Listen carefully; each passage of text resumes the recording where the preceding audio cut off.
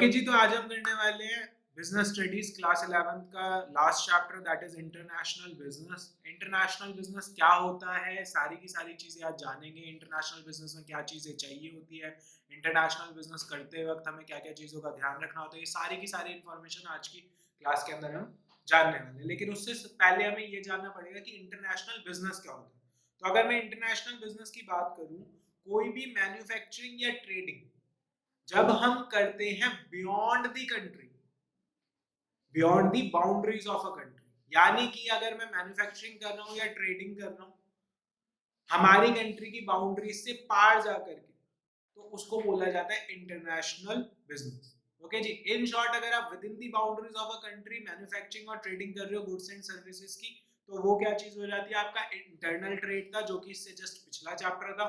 अगर आपको वो भी देखना है तो उसकी भी वीडियो बहुत जल्दी आने वाली है। और हम अब पढ़ने वाले हैं इंटरनेशनल बिजनेस। तो अगर मैं वो बाउंड्रीज भूल जाऊं और उन बाउंड्रीज के बाहर निकल के भी ट्रेड कर रहा हूं या मैन्युफैक्चरिंग बिजनेस कर रहा हूं और अपने गुड्स को सोल्ड आउट कर रहा हूं इन दी फॉरेन मार्केट, तो वो चीज होती है इंटरनेशनल बिजनेस। सबसे इंपॉर्टेंट वर्ड, बाउंड्रीज के अंदर कर रहा हूं इंटरनल, बाउंड्रीज के बाहर जा रहा हूं इंटरनेशनल। ठीक है जी, एक्सटर्नल ट्रेड भी इसको आप कह सकते हैं, बट यहाँ पर वर्ड इंटरनेशनल ही आएगा क्योंकि आप एक कंट्री से दूसरी कंट्री की बात कर रहे हैं। ओके जी, इसके बाद अगर हम लोग बात करें तो इंटरनेशनल बिजनेस के अंदर सबसे ज्यादा इंपॉर्टेंट चीजें क्या होती हैं, कम्युनिकेशन, टेक्नोलॉजी, इंफ्रास्ट्रक्चर। यही चीजें ऐसी हैं जिनकी वजह से इंटरनेशनल बिजनेस या इंटरनेशनल ट्रेड पॉसिबल है। अगर कम्युनिकेशन, टेक्नोलॉजी और इंफ्रास्ट्रक्चर नहीं होगा, आपका इंटरनेशनल बिजनेस सक्सेसफुल हो ही नहीं सकता। रीजन मीन, फॉरेन के लोगों को आपके साथ कम्युनिकेट करना पड़ेगा। अगर वो कम्युनिकेट नहीं करेंगे तो तब तक आपके बिजनेस की डीलिंग कैसे होगी उनके साथ।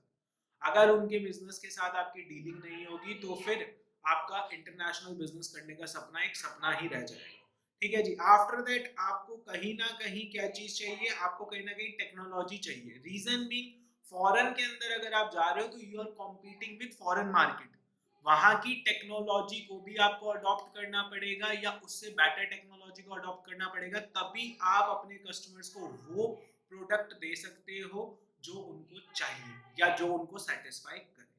ठीक है जी, उसके साथ साथ इंफ्रास्ट्रक्चर अच्छा होना ही चाहिए। अदरवाइज क्या आएगा, आप अपने गुड्स तो अच्छे बना सकते हो लेकिन उन गुड्स को अपनी कंट्री से दूसरी कंट्री भेजने के लिए you don't have any kind of product, sorry don't have any kind of facility, जिसकी वजह से आपको क्या आ जाएगी, दिक्कत आ जाएगी आपके इंटरनेशनल बिजनेस में। ओके जी, तो मैंने आपको ये बताया कि कम्युनिकेशन, टेक्नोलॉजी और इंफ्रास्ट्रक्चर, इन तीनों की बहुत ज्यादा अहमियत होती है इंटरनेशनल बिजनेस के अंदर। आफ्टर दैट अगर हम लोग बात करें तो क्यों अहमियत है, कहीं ना कहीं देखिए इंफ्रास्ट्रक्चर अच्छा होगा तो आपके जो गुड्स हैं वो काफी जल्दी ट्रांसपोर्ट होंगे from your country to another country. ठीक है जी, जिसके अंदर आपकी शिपिंग आ सकती है या फिर आप एयरवेज से भेज सकते हो, दैट डिपेंड्स, वो फैसिलिटीज पर डिपेंड करेगा। ओके जी, उसके बाद अगर हम लोग बात करें इंटरनेशनल बिजनेस के अंदर कुछ मेजर रीजन होते हैं क्यों हम इंटरनेशनल बिजनेस करना चाहते हैं या क्यों इंटरनेशनल बिजनेस की जरूरत पड़ती है। ओके जी, इंटरनेशनल बिजनेस की जरूरत क्यों पड़ती है या इंटरनेशनल ट्रेड की जरूरत क्यों पड़ती है, उसके पीछे सबसे पहला कारण आता है जो आपने इकोनॉमिक्स के अंदर भी पढ़ा था, कि हमारे जो रिसोर्सेज हैं वो लिमिटेड है और हर कंट्री के पास लिमिटेड रिसोर्सेज हैं, लेकिन हर एक कंट्री के पास सारे के सारे रिसोर्सेज नहीं है। कुछ कंट्रीज के पास कुछ रिसोर्सेज है, कुछ कंट्रीज के पास कुछ रिसोर्सेज है, जिसकी वजह से क्या होता है, हमें इंटरनेशनल ट्रेड करना पड़ता है। एक कंट्री के लोग दूसरी कंट्री के साथ डील करते हैं और सामान जो हमारी कंट्री के पास नहीं है उस सामान को वहां से खरीदते हैं, या फिर जो सामान हमारी कंट्री के पास है उनके पास नहीं है उस सामान को बेचते हैं। ठीक है जी, जैसे कि आपको पता होगा हैंडीक्राफ्ट प्रोडक्ट्स के अंदर इंडिया वेल रेप्यूटेटेड है। नेक्स्ट ईयर आप 12th में जब जाएंगे इंडियन इको में फर्स्ट चैप्टर में पढ़ेंगे आप ये चीज। ठीक है जी, स्पाइसेस के अंदर इंडिया वेल रेप्यूटेटेड है। ठीक है जी, तो ये सारी चीजें हम लोग एक्सपोर्ट कर रहे हैं। अगर हम ये सारी की सारी चीजें एक्सपोर्ट कर रहे हैं, दैट मींस हमारे पास इन चीजों की प्रोडक्शन एक्सेस में है, तभी तो एक्सपोर्ट कर पा रहे होंगे। अगर हमारे पास इनकी प्रोडक्शन एक्सेस में नहीं होती तो हम अपनी कंट्री के अंदर ही उनको यूज नहीं कर पा रहे होते ढंग से, तो एक्सपोर्ट कहां से करते। ओके जी, second thing is international business के अंदर अगर हम चाहें तो यहाँ पर एक और चीज जो मैटर करती है इंटरनेशनल बिजनेस या फिर इंटरनेशनल ट्रेड के अंदर, दैट इज लेबर कॉस्ट।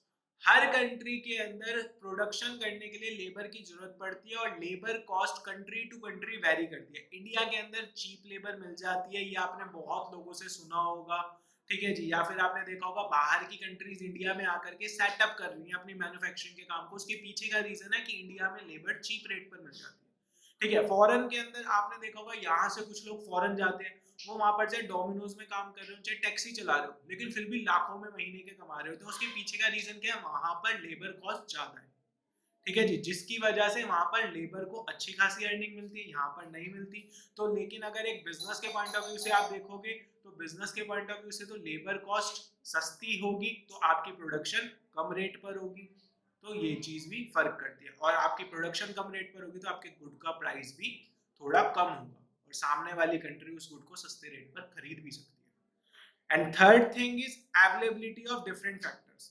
यहाँ पर क्या है, availability of different factor basically क्या है, दोनों पॉइंट्स का मिक्सचर है कि जी हर कंट्री के पास हर एक फैक्टर की अवेलेबिलिटी नहीं होती, कुछ कुछ कंट्रीज के पास कुछ फैक्टर्स नहीं है, कुछ कंट्रीज के पास कुछ फैक्टर एक्सेस में है, तो वो सारी की सारी चीजें भी मैटर करती है।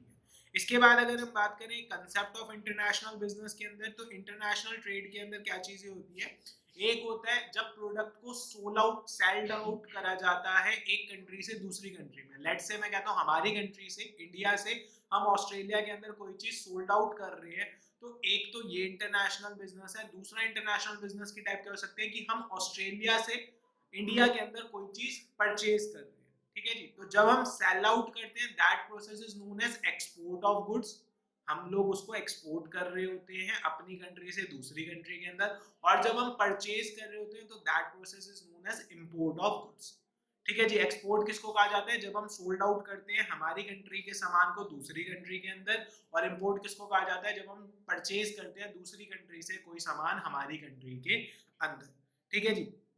तो अब इसके अंदर क्या क्या चीजें आती हैं जो कंस्टिट्यूट करती है इंटरनेशनल बिजनेस के अंदर, ये आपसे एमसीक्यू में बहुत ज्यादा पूछा जाता है क्वेश्चन इस चैप्टर से। तो सबसे पहली जो चीजें आती है that is merchandise.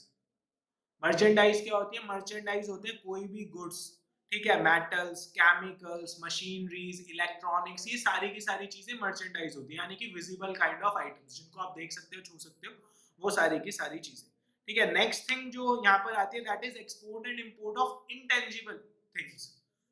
Intangible things क्या होते हैं, जिनको आप फील कर सकते हो बट आप उनको छू नहीं सकते या देख नहीं सकते, ठीक है। इसके अंदर अगर मैं बात करूं तो इसके अंदर क्या चीज आ जाएगी, हॉस्पिटैलिटी की सर्विस, ठीक है जी। उसके साथ साथ मेडिकल साइंस की सर्विस, ठीक है। कोई टूरिस्ट या ट्रांसपोर्टेशन की सर्विस आप एक कंट्री से दूसरी कंट्री में दे रहे हो या एक कंट्री से दूसरी कंट्री में ले रहे हो, तो वो भी किसके अंदर आएगी, इंपोर्ट एंड एक्सपोर्ट के अंदर ही आएगी, ठीक है जी, यानी इंटरनेशनल बिजनेस में आएगी।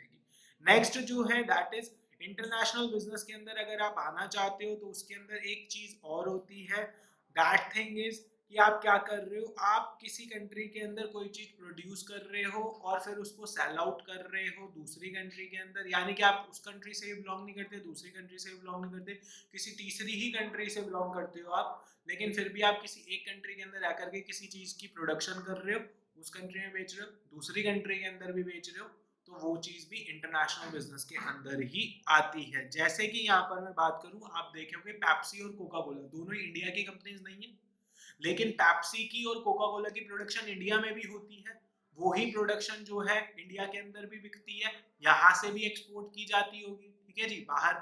और पेप्सी को यहाँ पर अगर कोई प्रोडक्शन करनी है तो कुछ जो उनके मटेरियल्स हैं, जो भी चीजें हैं, वो बाहर से इंपोर्ट भी करते होंगे, तो ये भी इंटरनेशनल बिजनेस का एक पार्ट होता है, ठीक है जी। इसके बाद अगर हम लोग बात करें, the next thing is foreign investment. Foreign investment बहुत ज्यादा जरूरी है इंटरनेशनल बिजनेस के लिए। नॉर्मल सी बात है, अगर आपको इंटरनेशनल बिजनेस करना है तो फॉरेन इन्वेस्टमेंट की जरूरत पड़ेगी ही पड़ेगी। अब जो फॉरेन इन्वेस्टमेंट होती है that investment is of two types. ये सेम टॉपिक आपको 12th क्लास में भी पढ़ने को मिलेगा फॉरेन इन्वेस्टमेंट के ही नाम से। तो फॉरेन इन्वेस्टमेंट दो तरीके की होती है, एक होती है आपकी डायरेक्ट इन्वेस्टमेंट और एक होती है पोर्टफोलियो इन्वेस्टमेंट। डायरेक्ट इन्वेस्टमेंट को बोलते हैं एफडीआई, फॉरेन डायरेक्ट इन्वेस्टमेंट, और पोर्टफोलियो इन्वेस्टमेंट को बोला जाता है FPI, foreign portfolio investment. FDI जो होती है वो क्या है, डायरेक्ट वर्ड आ रहा है यहाँ पर, वो आपको जब आप इन्वेस्टमेंट करोगे किसी दूसरी कंट्री के अंदर तो उस चीज के ऊपर डायरेक्ट कंट्रोल दे देती है, दैट मीन्स आप उस चीज के ऊपर आपका पूरा मालिकाना हक है, मालिक होने के साथ साथ आपका उसके ऊपर मालिकाना हक है, आप उसको अपने अकॉर्डिंग चला सकते हो, अपने अकॉर्डिंग यूज कर सकते हो। बट जो पोर्टफोलियो इन्वेस्टमेंट होती है वो आपको एक डायरेक्ट कंट्रोल नहीं देती, वो आपको डिसीजन मेकिंग का एक राइट दे देती है कि आप डिसीजन मेकिंग में पार्टिसिपेट कर सकते हो। लाइक अगर मैं आपको एक एग्जांपल दूं, आप किसी कंपनी के अगर शेयर्स खरीदते हो तो आप उस कंपनी के मालिक तो बने हो, अगर आपने इक्विटी शेयर खरीदे तो आप उस कंपनी के मालिक तो हो, लेकिन आपका पूरा डायरेक्ट कंट्रोल नहीं होगा अनलेस एंड अनटिल कि आपके पास इतनी पावर हो कि भाई आप कोई भी डिसीजन लो, वोटिंग आपके अगेंस्ट आ ही ना पाए। That means more than 51% shares अगर आपके पास है तो फिर मेजॉरिटी तो आपकी हो जाएगी ना, वो तो एक अलग चीज हो गई। लेकिन अगर आपने थोड़े से शेयर्स ले रखे हैं तो आपके पास वोटिंग का राइट होगा, बट डिसीजन जो आपने कह दिया वही लिया जाएगा, ऐसा नहीं हो सकता। तो पोर्टफोलियो इन्वेस्टमेंट डायरेक्ट कंट्रोल नहीं देती आपको, लेकिन डायरेक्ट इन्वेस्टमेंट कंट्रोल देती है ओवर दैट एसेट। ओके जी। अगर हम यहाँ पर एग्जांपल की बात करें तो डायरेक्ट इन्वेस्टमेंट के अंदर क्या चीजें आती हैं, कोई भी मैं एसेट खरीद रहा हूँ, ठीक है जी, कोई लैंड खरीद रहा हूँ, कोई बिल्डिंग खरीद रहा हूँ, इस टाइप की जब मैं चीजें खरीदूंगा तो उनके ऊपर मेरा डायरेक्ट कंट्रोल आ जाता है। लेकिन मैं पोर्टफोलियो इन्वेस्टमेंट में मैं किसी कंपनी के अंदर पैसा इन्वेस्ट कर रहा हूँ, ठीक है, किसी कंपनी के कुछ शेयर्स खरीद रहा हूँ, तो भाई जब मैं खरीदी थोड़ा पार्ट रहा हूँ उस कंपनी का या कुछ शेयर्स कर रहा हूँ, तो फिर मेरे पास डायरेक्ट कंट्रोल नहीं आ सकता। इसीलिए पोर्टफोलियो में डायरेक्ट कंट्रोल नहीं होता और डायरेक्ट इन्वेस्टमेंट में आपके पास डायरेक्ट कंट्रोल होता है। ओके जी। इसके बाद अगर हम लोग बात करें इंटरनेशनल बिजनेस के बेनिफिट्स क्या होते हैं, तो इंटरनेशनल बिजनेस के बेनिफिट्स वैरी करेंगे। आपके नेशन के लिए भी बेनिफिट बनेंगे, जो पर्सन इंपोर्ट या एक्सपोर्ट कर रहा है उसके लिए भी बेनिफिट्स बनेंगे, बहुत सारी चीजें आएंगी। तो पहले नेशन के लिए क्या बेनिफिट बनते हैं उनको पढ़ लेते हैं। अगर हम नेशन के बेनिफिट्स की बात करें तो नेशन के लिए जो बेनिफिट बनेंगे, सबसे पहली चीज एक टर्म होती है फॉरेन एक्सचेंज। फॉरेन एक्सचेंज का मतलब क्या होता है, हमारी कंट्री की करेंसी को छोड़ करके बाकी दुनिया में जितनी भी करेंसी है, all currencies are known as foreign exchange. ठीक है जी। excluding our currency, all the other currencies in a world are known as foreign exchange। like अगर हम इंडिया के निवासी हैं, हमारा इंडियन करेंसी क्या है, रुपी है, ठीक है जी, तो इंडियन रुपी को छोड़ करके बाकी जितनी भी currency, Australian dollar, American dollar, Kuwaiti दिनार, दिनार, ठीक है, पाकिस्तानी रुपया, जितनी भी करेंसीज हैं वो सब क्या है, फॉरेन एक्सचेंज है। ओके जी, इंडियन रुपी के लिए, ठीक है। तो जब आप फॉरेन ट्रेड करते हो या इंटरनेशनल बिजनेस करते हो तो उस केस के अंदर क्या होता है कि आप लोग वो फॉरेन एक्सचेंज को गेन कर सकते हो। इन शॉर्ट, अगर आप एक्सपोर्ट करोगे तो सामने वाली जो कंट्री है उसको इंडियन रुपी की जरूरत पड़ेगी, किस चीज के लिए, आपके साथ डील करने के लिए, और उसको इंडियन रुपी चाहिए तो उसको एक्सचेंज में क्या देना पड़ेगा, अपनी करेंसी देनी पड़ेगी। ठीक है जी, जिसकी वजह से क्या आएगा, जब फॉरेन करेंसी, फॉरेन मार्केट के अंदर आपकी करेंसी की डिमांड बढ़ेगी तो आपकी करेंसी स्ट्रांग होती जाएगी। आज के टाइम पर डॉलर इतना स्ट्रांग क्यों है, क्योंकि डॉलर हर कंट्री के अंदर चलता है, डीलिंग जितनी भी होती है कंट्रीज के बीच में डॉलर में होती है, तो डॉलर की डिमांड दिन पर दिन बढ़ती जा रही है, जिसकी वजह से डॉलर का वैल्यू भी जो है वो इंक्रीज होती जा रही है। ठीक है जी, इसी वजह से आपकी गवर्नमेंट आपको कहती है कि भैया इंपोर्ट मत कीजिए। आपको याद होगा लॉकडाउन जब हुआ था तो मोदी जी हमारे पास एक स्पीच के अंदर आए थे और उन्होंने कहा था आत्मनिर्भर बनिए। कुछ लोगों ने उसका कुछ और ही मतलब निकाल दिया था आत्मनिर्भर बनिएगा, लेकिन उसका मतलब ये था कि भैया अपनी कंट्री के डोमेस्टिक प्रोडक्ट्स को यूज कीजिए, इंपोर्ट मत कीजिए। क्योंकि ऑलरेडी बाहर से मशीनरीज, मेडिसिन, बहुत सारी चीजें मंगाने के लिए हम बहुत सारा फॉरेन ट्रेड खर्च कर रहे हैं, फॉरेन एक्सचेंज खर्च कर रहे हैं। अगर अब आप लोग और इंपोर्ट करोगे तो हम इतना फॉरेन एक्सचेंज नहीं ला पाएंगे और इंडियन रुपी की वैल्यू जो है वो डीवैल्यूड हो जाएगी, यानी कि कम हो जाएगी। ठीक है जी, ये एक रीजन होता है इंपोर्ट कम करने का। आप जितना ज्यादा इंपोर्ट करोगे उतना आपके देश को फॉरेन करेंसी की जरूरत पड़ेगी, क्योंकि उसे पे करना है। ठीक है जी, जब वो जरूरत पड़ेगी तो आपके रुपी की वैल्यू कम होती चली जाएगी। जितना आप एक्सपोर्ट करोगे फॉरेन करेंसीज को रुपी की जरूरत पड़ेगी, फॉरेन कंट्रीज को रुपी की जरूरत जब पड़ेगी तो रुपी की वैल्यू बढ़ती चली जाएगी। तो इसीलिए गवर्नमेंट हमेशा प्रमोट करती है कि आप एक्सपोर्ट कीजिए और हमेशा आपको कहती है इंपोर्ट कम से कम कीजिए। और ये इंपोर्ट कम से कम करने के लिए ही गवर्नमेंट कस्टम ड्यूटी लगाती है, काफी हैवी है। ओके जी। इसके बाद अगर हम लोग बात करें तो दूसरा बेनिफिट क्या होता है, कहीं ना कहीं जब आप foreign exchange sorry foreign trade करते हैं या इंटरनेशनल बिजनेस करते हैं, तो उस केस के अंदर हर एक कंट्री के पास कुछ स्पेशलाइजेशंस होती हैं अपनी फील्ड के अंदर, जो भी वो गुड्स बना रहे हैं या कर रहे हैं। जैसे कि आप आईफोन देख लीजिए, आईफोन की जो टेक्नोलॉजी है, एप्पल के पास जो टेक्नोलॉजी है, वो एक स्पेशलाइजेशन है ना एप्पल की। भाई प्राइवेसी की बात जब होती है तो एप्पल आता है हमारे दिमाग के अंदर कहीं ना कहीं, तो वो एक उनकी अपनी स्पेशलाइजेशन है, ठीक है जी। तो बच्चे वो स्पेशलाइजेशन आपकी कंट्री के अंदर भी आ सके, इसके लिए भी आप फॉरेन ट्रेड करते हैं, इंटरनेशनल बिजनेस करते हैं, ठीक है जी, यानी कि वो टेक्नोलॉजी अपनी कंट्री में लाने के लिए, ओके जी, आपकी मदद करते हैं इंटरनेशनल बिजनेस। इसके बाद अगर हम लोग बात करें तो आपकी कंट्री के ग्रोथ प्रोस्पेक्ट के लिए भी इंटरनेशनल बिजनेस बहुत ज्यादा जरूरी है। रीजन बीइंग, जब आप इंटरनेशनल बिजनेस कर रहे होगे तो your country need more labour supply. आपकी कंट्री को ज्यादा से ज्यादा लेबर की जरूरत पड़ेगी या नहीं पड़ेगी? एम्प्लॉयमेंट जनरेशन होगा आपकी कंट्री के अंदर। जब आप इंटरनेशनल बिजनेस करेंगे तो उस केस के अंदर आपके यहाँ पर प्रोडक्शन का प्रोसेस भी बढ़ जाएगा, ठीक है जी। उसके साथ साथ फॉरेन की कुछ कंट्रीज यहाँ पर आकर सेटअप भी हो रही होगी, तो क्या होगा, कहीं ना कहीं एम्प्लॉयमेंट जनरेशन होगी। एम्प्लॉयमेंट जनरेशन के साथ साथ आपकी कंट्री की जो जीडीपी है, that GDP also rises. GDP stands for gross domestic product, यानी कि आपकी कंट्री की जो प्रोडक्शन है वो इंक्रीज होगी, और जितनी आपकी जीडीपी राइज होगी उतना आपकी कंट्री की ग्रोथ होती है, ओके जी।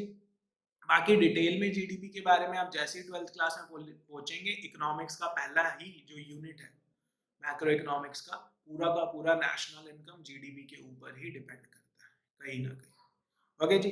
इसके बाद अगर हम लोग बात करें आगे, तो फर्म को क्या बेनिफिट होते हैं, जो फर्म है हमारी उसको क्या बेनिफिट होंगे इंटरनेशनल बिजनेस के। सबसे पहली चीज, आप अगर फॉरेन कंट्रीज के साथ डील कर रहे हो, फॉरेन कंट्री को सामान बेच रहे हो, अपने गुड्स बेच रहे हो, प्रॉफिट अच्छा खासा मिलेगा या नहीं मिलेगा? फॉरेन में यहाँ पर जिस रेट में बेच रहे हो, फॉरेन में थोड़ा सा फालतू ही बिक रहा होगा, डॉलर्स आ रहे होंगे आपके पास, ठीक है जी, तो प्रॉफिट बढ़ जाता है फर्म का। सेकंड बेनिफिट क्या मिलता है कि प्रोडक्शन कैपेसिटी, जो पहले आप प्रोडक्शन ज्यादा कर सकते थे लेकिन आप नहीं कर पा रहे थे क्योंकि आपकी कंट्री में इतनी डिमांड नहीं थी, तो अब फॉरेन ट्रेड की वजह से आपकी प्रोडक्शन कैपेसिटी पूरी की पूरी यूटिलाइज हो रही है, ठीक है जी। अब आप अपने मैक्सिमम पर प्रोडक्शन कर रहे हो। थर्ड बेनिफिट क्या होएगा? थर्ड बेनिफिट होता है फर्म की भी धीरे धीरे ग्रोथ होनी शुरू हो रही है। पहले भाई आप डोमेस्टिक मार्केट में काम कर रहे थे, अब आप फॉरेन मार्केट्स तक में चले गए हो, तो आपकी ग्रोथ ही हो रही है ना। फोर्थ बेनिफिट क्या हो सकता है? आपकी गुडविल बढ़ रही है। पहले आपका सिर्फ देश देश में नाम था, अब आपका विदेशों में भी नाम हो रहा है कि भाई इस कंपनी, इंडिया की ये जो कंपनी है इसके गुड्स बहुत अच्छे हैं, है ना। जैसे कि मैं बात करूं यहाँ पर टाटा, टाटा मोटर्स की अगर हम बात करें तो फॉरेन के अंदर भी नाम है या नहीं है? आपको याद हो तो बीच में एक मैंने वीडियो देखी थी, उसके अंदर ये था कि रतन टाटा जी एक बार इंग्लैंड गए थे, ठीक है जी। वहां पर मतलब लोगों ने उनकी गाड़ी का कंसेप्ट इतना नहीं माना, ठीक है जी, तो उन्होंने क्या करा, रोड पर एक बड़ा सा ब्रेकर कर दिया, कोई भी गाड़ी उसको नहीं निकल पा रही थी उसके ऊपर से, लेकिन टाटा की गाड़ियां उसके ऊपर से आराम से उसको क्रॉस ओवर कर पा रही थी, ठीक है जी। रीजन बीइंग, आपकी कंट्री की प्रोडक्ट ने वहां पर दिखाया कि हमारी जो टेक्नोलॉजी आपकी से बेटर है, हमारा प्रोडक्ट आपके से बेटर है, रेपुटेशन मिली। आज Tata world wide reputed company है या नहीं है? महिंद्रा को देख लीजिए, सारी की सारी चीजें हैं, ठीक है जी, तो रेपुटेशन भी बढ़ती है। इसके बाद नेक्स्ट चीज क्या होती है, आप जब फॉरेन कंट्रीज के अंदर डील कर रहे होंगे तो आपके कॉम्पिटिटर्स भी बढ़ गए। अब फॉरेन कंपनी के जो कॉम्पिटिटर्स हैं, फॉरेन कंट्रीज के जो कॉम्पिटिटर्स हैं, वो भी आपके कॉम्पिटिटर बन गए। पहले तो सिर्फ इंडिया इंडिया के लोग ही आपके कॉम्पिटिटर थे, जो फर्म्स थी। अब फॉरेन की फर्म्स भी आपके कॉम्पिटिटर बन गए, तो आपका विजन जो होता है वो थोड़ा सा एक्सपैंड होता है। अब आप अपनी सोच को बड़ा करते हैं, ठीक है जी। अगर रतन टाटा जी को सिर्फ इंडिया इंडिया के अंदर गाड़ियां बेचनी होती, ठीक है, तो आज जैगुआर, लैंड रोवर, ये सब इंडिया की थोड़ी होती। भाई रतन टाटा जी ने खरीद ली ना ये सारी की सारी, तो नहीं खरीद पाते ना, क्योंकि अगर वो डील ही सिर्फ इंडिया इंडिया के अंदर अपना बिजनेस कर रहे होते तो कभी सोचते ही नहीं कि जैगुआर खरीदूंगा मैं किसी दिन। जो इंसान अपनी टाटा मोटर्स कंपनी बेच रहा था उस कंपनी को, ठीक है जी, आज उसने उस पूरी की पूरी कंपनी को खरीद रखा है, तो कहीं ना कहीं उनका विजन कितना बड़ा होगा, ठीक है जी। और ये विजन क्यों बढ़ता है? जब आपके कॉम्पिटिटर्स बढ़ते हैं ना, तो आपका विजन अपने आप ही बढ़ना शुरू होता है। कुछ लोग होते हैं जो हार मान लेते हैं, कुछ लोग होते हैं जो कि खुद को और आगे बढ़ने की मोटिवेशन देते हैं। भाई कॉम्पिटिटर्स ही तो बड़े हैं, आपका जज्बा कम नहीं होना चाहिए। तो इंटरनेशनल बिजनेस के अंदर भी यही चीज सीखने को मिलती है। ओके जी, इसके बाद हम बात करें डोमेस्टिक बिजनेस और इंटरनेशनल बिजनेस में फर्क क्या क्या होता है। तो सबसे पहला फर्क nationality of buyers and sellers. Domestic business के अंदर जो बायर और सेलर होते हैं दोनों सेम कंट्री से बिलोंग करेंगे, क्योंकि with in the boundaries of a country trade हो रहा है। इंटरनेशनल बिजनेस के अंदर दोनों अलग अलग कंट्री से बिलोंग कर रहे होंगे। ठीक है जी, mobility of sectors of production या फैक्टर्स ऑफ प्रोडक्शन। तो बच्चे यहाँ पर क्या होता है, फ्रीली मोबिलिटी होती है आपके फैक्टर ऑफ प्रोडक्शन की, कोई रिस्ट्रिक्शन नहीं होती, क्योंकि आप विद इन दी बाउंड्रीज काम कर रहे हो इंटरनल ट्रेड के अंदर।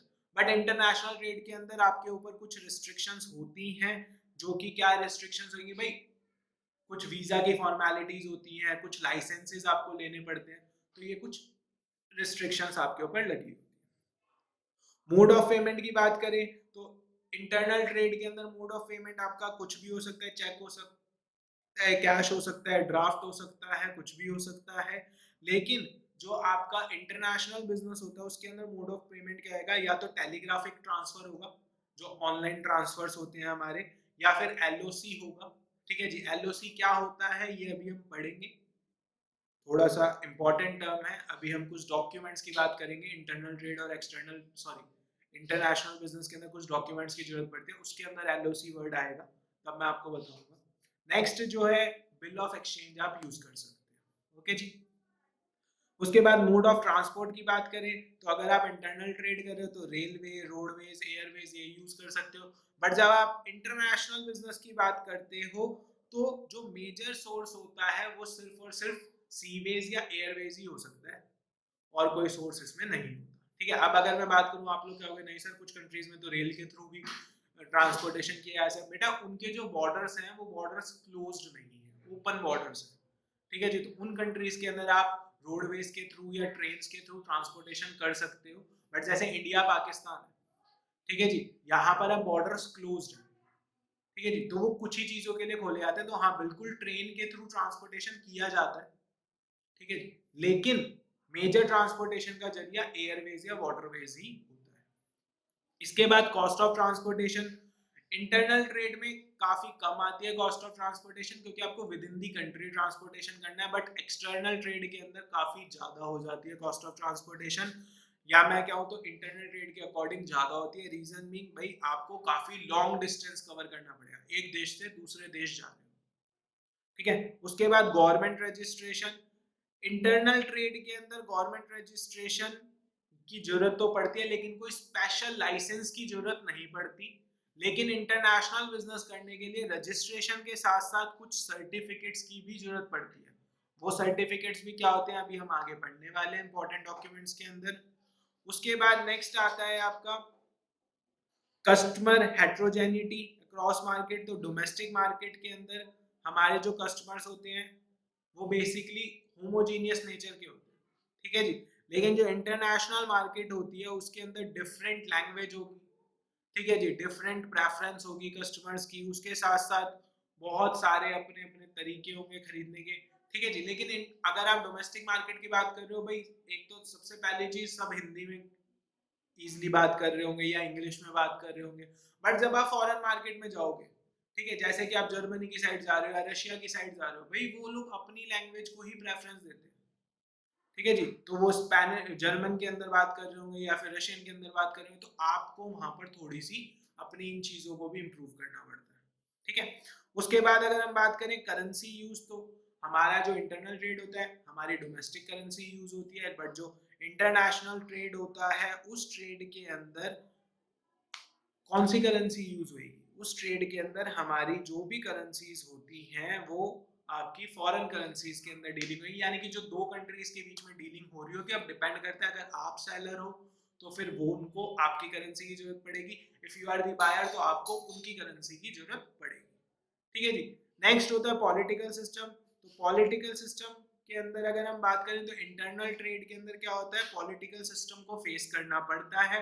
बट जो इंटरनेशनल ट्रेड होता है उसमें इतना ज्यादा पॉलिटिकल सिस्टम का इंटरफेरेंस नहीं होता, या फिर मैं ये कह सकता हूं कि यहाँ पर बल्कि और ज्यादा पॉलिटिकल इंटरफेरेंस हो सकती है। कैसे, एक तो आपकी कंट्री की पॉलिटिकल इंटरफेरेंस, उसके साथ साथ दूसरी कंट्री के साथ जिसके साथ आप डील कर रहे हो वहां की भी पॉलिटिकल इंटरफेरेंस हो सकती है। लेट्स से मैं कहता हूँ आपका बहुत अच्छा ट्रेड चल रहा था सामने वाली कंट्री के साथ, लेकिन सामने वाली कंट्री का किसी दूसरी कंट्री के साथ वॉर हो गया, ठीक है जी, और आपका नेशन उस दूसरी कंट्री की कोई मदद कर रहा है या कुछ भी कर रहा है, तो इट माइट बी पॉसिबल कि सामने वाली जिस कंट्री से आप ट्रेड कर रहे थे वो क्या करते हैं, आपको बायकॉट कर दे, तो उस केस के अंदर आपका ट्रेड खत्म। ठीक है जी, तो यही कुछ डिफरेंसेस हैं हमारे इंटरनल ट्रेड और एक्सटर्नल ट्रेड के अंदर। इसके बाद अब हम बात करेंगे mode of entry into international businesses की। तो ये चीज करने से पहले ऊपर हमने सारी की सारी चीजें जो पढ़ी एक बार रिवाइज कर लेते हैं। सबसे पहले हमने पढ़ा इंटरनेशनल बिजनेस क्या होता है, जो आउटसाइड दी बाउंड्रीज या beyond the boundaries of a country किया जाता है उसे इंटरनेशनल बिजनेस बोलते हैं। जरूरी चीजें इसके अंदर इंफ्रास्ट्रक्चर थी, ट्रांसपोर्टेशन था और कम्युनिकेशन था। ठीक है जी, उसके बाद अगर हम लोग बात करें तो जो हमारा इंटरनेशनल बिजनेस है वो आपके नेशन को भी बेनिफिट करता है, फॉरेन एक्सचेंज आपके पास ला करके देता है, टेक्नोलॉजीज आपके पास ला करके देता है, आपकी फर्म को भी बेनिफिट करता है, एक्सेस प्रॉफिट होता है, आपकी प्रोडक्शन कैपेसिटी अच्छे से यूज हो रही होती है, उसके साथ साथ वर्ल्ड वाइड आपकी रेपुटेशन इंक्रीज होती है, बहुत सारे बेनिफिट्स होते हैं। ठीक है जी, उसके साथ साथ फिर हमने दोनों के डिफरेंसेस पढ़े, इंटरनल ट्रेड और एक्सटर्नल ट्रेड के। तो ये सारी की सारी चीजें अभी तक हम पढ़ चुके हैं। तो अब आगे बढ़ते हैं, नेक्स्ट हमारा जो टॉपिक आता है that is mode of entry into international business. किस तरीके से आप लोग एंट्री ले सकते हो इंटरनेशनल बिजनेस के अंदर। तो सबसे पहला जो बहुत ही आसान सा तरीका है that is exporting and importing. आप किसी भी गुड की एक्सपोर्टिंग या इंपोर्टिंग कर सकते हो। एक्सपोर्टिंग का मतलब अभी मैंने आपको बताया था, जब आप सेल आउट करते हो गुड्स को अपनी कंट्री से फॉरेन कंट्री के अंदर, और इंपोर्टिंग का मतलब क्या हो गया, जब आप परचेज करते हो फॉरेन प्रोडक्ट्स को अपनी कंट्री के अंदर। ठीक है जी, फॉरेन कंट्री से अपनी कंट्री के अंदर। जैसे कि अगर मैं बात करूं, इंडिया इंपोर्ट कर रहा है मेडिकल डिवाइसेस कोरिया से, तो ये क्या हो गया, इंपोर्ट हो गया, क्योंकि हम परचेज कर रहे हैं। ठीक है जी, उसके अलावा इंडिया एक्सपोर्ट कर रहा है एग्रीकल्चरल गुड्स कोरिया को, तो दैट इज सेलिंग कर रहे हैं हम उनको, तो ये एक्सपोर्ट हो गया। ओके जी, नेक्स्ट होता है कॉन्ट्रैक्ट मैन्युफैक्चरिंग। एक टर्म होती है कॉन्ट्रैक्ट मैन्युफैक्चरिंग, ये भी इंटरनेशनल बिजनेस का पार्ट होती है। यहाँ पर क्या चीज आती है, यहाँ पर ये चीज आती है कि कुछ जो फॉरेन की कंट्रीज होती हैं या कंपनीज होती हैं, वो क्या करती हैं, वो आपकी कंट्री के साथ एक कॉन्ट्रैक्ट करती है, जिसके अंदर वो लोग आपको कहते हैं कि पर्टिकुलर उनके प्रोडक्ट का कोई पार्ट या उनके प्रोडक्ट की कोई सर्विस आप लोग हैंडल करते हैं और उस कंट्री को देते हैं। ठीक है, जैसे कि आप लोग इसके अंदर, अगर आप लोगों को याद हो तो अभी कुछ टाइम पहले एक न्यूज आई थी कि एप्पल जो है वो इंडिया के अंदर अब आईफोन्स को मैन्युफैक्चर करना स्टार्ट कर रहा है। तो वो ये नहीं कि पूरा का पूरा आईफोन यहीं पर बन रहा है, उसकी सिर्फ असेंबलिंग यहाँ पर होगी, पार्ट्स तो वहीं से आ रहे हैं, असेंबलिंग का काम उसने यहाँ दे दिया, तो that is known as contract manufacturing. Okay जी, नेक्स्ट इसके अंदर फायदे क्या होते हैं या फिर इसमें क्या क्या चीजें आ सकती हैं, तो ऑटोमोबाइल कंपोनेंट्स जो होते हैं, जो गाड़ियों वगैरह के कंपोनेंट्स होते हैं, वो सारी की सारी चीजें यहाँ पर आती हैं। ठीक है जी, उनको लाया जाता है, यहाँ पर असेंबल करा जाता है और पूरी गाड़ी यहाँ पर तैयार हो जाती है। ये नहीं होता कि बाहर से पूरी गाड़ी आ रही है, यहाँ पर आकर के उसको असेंबल कर देंगे बाहर से पार्ट से। ठीक है जी, उसके साथ साथ कुछ फाइनल प्रोडक्ट्स की असेंबलिंग होती है, जैसे कि टायर, सीट्स, स्कूटर्स वगैरह के अंदर। ठीक है जी, ये चीज हो गई। उसके बाद अगर मैं बात करूं तो पूरी की पूरी मैन्युफैक्चरिंग भी होती है कुछ कंपनीज के गारमेंट्स की। अगर आप देखेंगे तो कुछ फॉरेन की बहुत बड़ी बड़ी कंपनीज हैं जिनके गारमेंट्स की मैन्युफैक्चरिंग यहाँ पर भी हो रही है। रीजन भी क्यों हो रही है यहाँ पर, क्योंकि वो जो उनको वो मैं क्या हूँ फैब्रिक चाहिए, वो फैब्रिक यहाँ पर अवेलेबल है, तो वो यहाँ पर भी मैन्युफैक्चरिंग कर रहे हैं। तो these type of manufacturing are known as contract manufacturing, और ये भी इंटरनेशनल बिजनेस का ही पार्ट होता है। Next thing is licensing and franchising. आप लोगों ने देखा होगा इंडिया के अंदर डोमिनोज की बहुत सारी आउटलेट्स हैं। इंडिया की क्या बात करें, हम दिल्ली की बात कर लें, दिल्ली के अंदर कितने सारे आउटलेट्स हैं, और दिल्ली की भी क्या बात करें, हम खाली खाली द्वारका की बात कर लो तो द्वारका के ऑलमोस्ट हर सेक्टर के अंदर एक आपको आउटलेट मिल जाएगा डोमिनोज का। कुछ सेक्टर्स में तो दो दो आउटलेट भी है। ठीक है जी, तो बच्चे ये क्या है, डोमिनोज तो फॉरेन की कंट्री, फॉरेन कंपनी है, उसने इंडिया के अंदर क्या कर रखी है, अपनी फ्रेंचाइजी दे रखी है। ठीक है जी, उसने इंडिया के अंदर अपनी फ्रेंचाइजी दे रखी है। ऐसे ही मैकडोनल्ड्स को देख लीजिए, मैकडोनल्ड्स का भी सेम है। ठीक है जी, तो ये क्या होती है, ये चीजें होती हैं आपकी लाइसेंस फ्रेंचाइजी। पिज्जा हट हो गया इसके अंदर, इसके अलावा एक कंपनी है वॉलमार्ट, सुनिए, होपफुली आप सबने सुनी होगी। तो वॉलमार्ट कंपनी जो है वो भी यही सेम चीज कर रही है, फ्रेंचाइजी दे रही है। अच्छा, अब ये जो फ्रेंचाइजिंग और लाइसेंसिंग है ना, इसके ऊपर एक क्वेश्चन पूछा जाता है आप लोगों से एग्जाम के अंदर, 3 मार्कर में पूछ लिया जाता है कई बार कि दोनों में डिफरेंस क्या होता है फ्रेंचाइजिंग और लाइसेंसिंग के अंदर। लाइसेंसिंग जो होती है, लाइसेंसिंग का मतलब क्या होता है कि आप किसी और पार्टी को परमिशन दे रहे हो कि वो आपकी टेक्नोलॉजी या फिर आपके गुड्स आपके नाम से बेच सकता है, सेल आउट कर सकता है, यानी कि वो अपना सामान आपके नाम से सेल आउट कर सकता है मार्केट के अंदर, तो that is known as licensing. ठीक है जी। इसके अलावा अगर मैं बात करूं तो एक और टर्म होती है that is cross licensing. Cross licensing क्या होती है? जब एक म्यूचुअल एक्सचेंज हो नॉलेज का, टेक्नोलॉजी का, पेटेंट्स का बिटवीन दी फर्म्स, जिसके अंदर अगर मैं बात करूं तो आप लोग एक काम कीजिएगा, क्रॉस लाइसेंसिंग का हल्का सा भी गूगल करेंगे ना एग्जांपल, तो आपको एक बहुत बड़ा नाम सामने आएगा और वो नाम देखते ही साथ ही आपको पूरा कंसेप्ट क्लियर हो जाएगा। तो एक बार गूगल जरूर कीजिएगा क्रॉस लाइसेंसिंग का मतलब क्या होता है। आपके सामने एक एग्जांपल आएगा बहुत ही प्यारा, इंडिया के अंदर बहुत फेमस है, 3-4 एग्जांपल्स इंडिया के अंदर ही आपको मिल जाएंगे। जैसे कि अगर मैं बात करूं, आपके दिमाग में आ सकता है शायद हीरो होंडा, मारुति सुजुकी, ठीक है जी। तो इस टाइप की चीजें। अगर इसके अंदर हम बात करें फ्रेंचाइजिंग क्या होता है, तो फ्रेंचाइजिंग जो होता है वो लाइसेंसिंग से सिमिलर होता है, लेकिन इसको यूज करा जाता है सर्विसेज के लिए।